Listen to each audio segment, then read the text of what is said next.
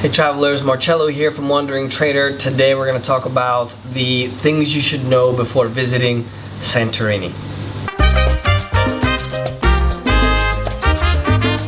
I'm going to just kind of hop up my notes here. I think that most of you guys are going to want to visit Santorini in July or August, and there is an absolute ton of people in Santorini during that time.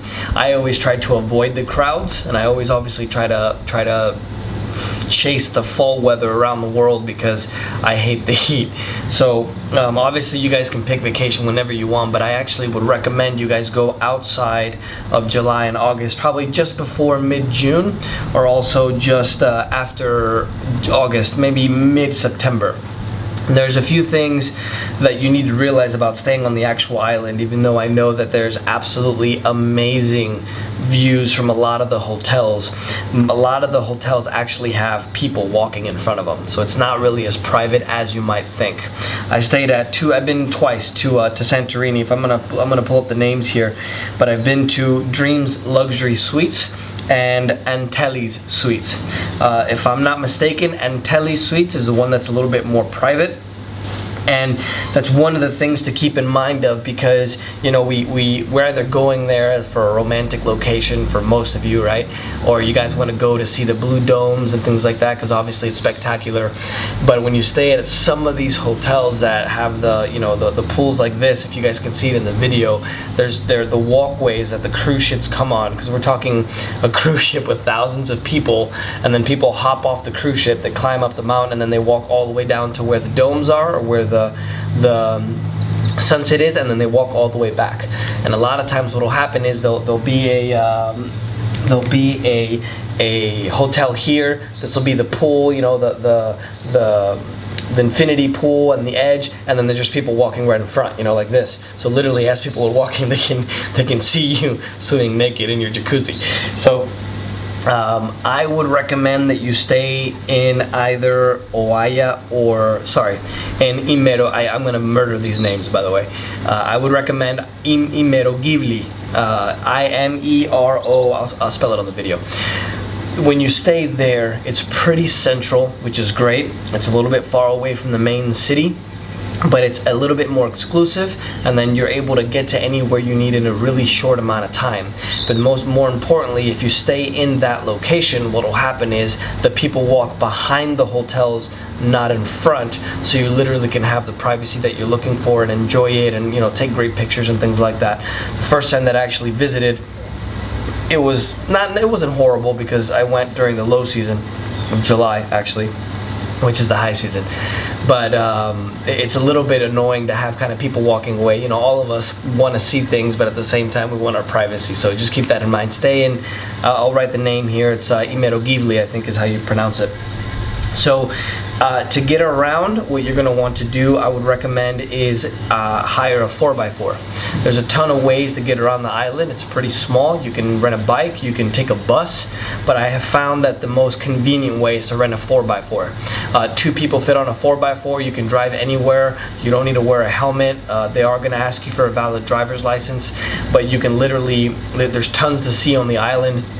And there's a lot more to do in Santorini than just enjoy the infinity pool and the view, right? There's wineries, there are diving, there are obviously great places to eat. So I definitely would recommend that you guys get a 4x4. And I think what I'll do is I'll put a video here showing you guys some fun that I was having on the 4x4 in the place that we were staying at. We were doing little donuts on the road, which is great.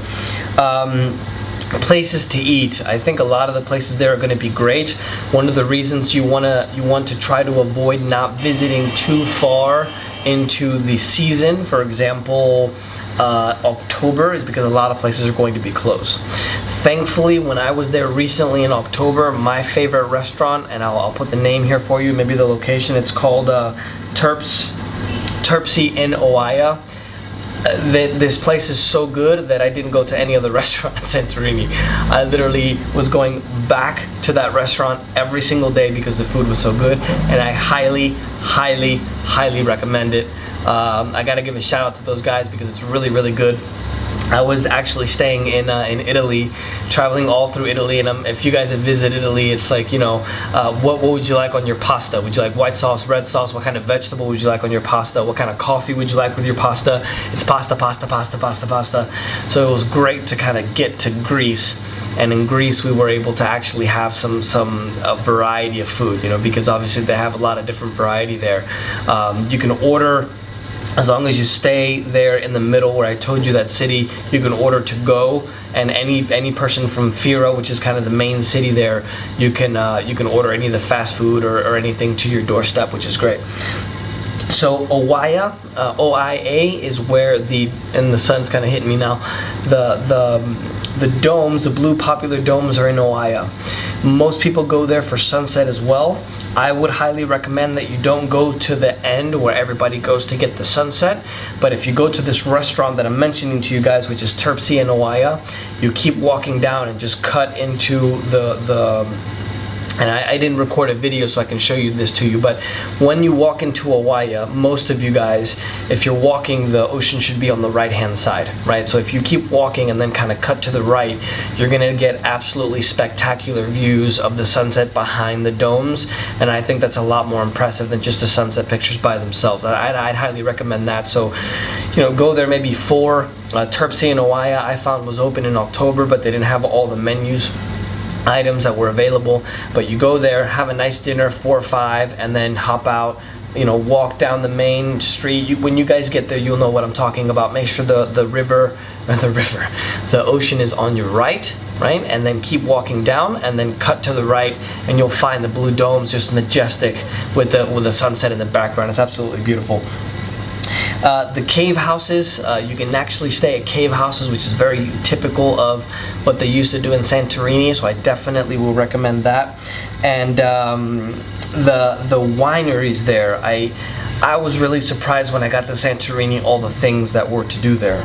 You know, you can have wineries, which is the wine actually tastes very interesting because of the fact that of the soil, and it was really interesting to kind of figure out how they grow the grapes a certain way so the wind from the island doesn't actually affect them. You can go diving, especially you guys that are new to diving. You can get a kind of hand holding diving lesson where you go and they kind of hold your hand, they do it quick. You don't have to get certified, which is great. The beaches there are awesome as well. Obviously, if you have a 4x4, you can go through the entire island.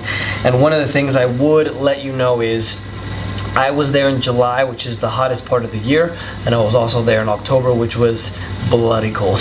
So I would definitely recommend that you bring a jacket, especially if you're going to rent a 4x4, because at night it gets freezing, especially if you're driving on a 4x4. I'm a type of person where I went to Antarctica, I didn't wear a jacket to Antarctica. So for those guys that are, you know, I'm a man, I don't need a jacket kind of thing, I definitely recommend that you guys bring a jacket, because when you're driving on the 4x4 at night, even in July, it gets really, really cold. So keep an eye on that. Other than that, guys, let me just check my list to make sure I got all that. One last thing I want to recommend is if you're a little bit younger, say that again? Arrambide Bay. She's recommending the beautiful Faye. You want to come over here? Show them that bikini. She's recommending Arrambide Bay for the food. So definitely go there for the food. So Fira is the main island there. That's where the majority of the nightlife is. So if you want to go and party, then I'd recommend you stay close to Fira so you can go to the clubs in Fira. Oia, which is on the northern end where the blue domes and the sunset pictures is at, and all the really fancy nice pictures, that is where it has a little bit of nightlife. It has a little bit of balance of both. But if you're looking for kind of a private, exclusive, you know, you and your girlfriend or you and your wife kind of thing, definitely stay at the one that I told you, which is Imerogivli. And that'll give you the most privacy, I think, even though most of the pictures you see online of the hotels are going to show you, you know, really kind of private, exclusive places, but they don't show you the people walking in front. And if you want a little bit more party or a little bit more balance, if you want more party, stay close to Fira, and if you want a little bit more balance, then stay close to Oia. Oia has a little bit of both. So that's what you need to know before visiting Santorini, guys. I'll probably be there a third time. It's absolutely beautiful. I definitely recommend it. Let me know if you guys have any questions. And as always, you can always leave a comment here on YouTube or check out the site wanderingtrader.com. Ciao.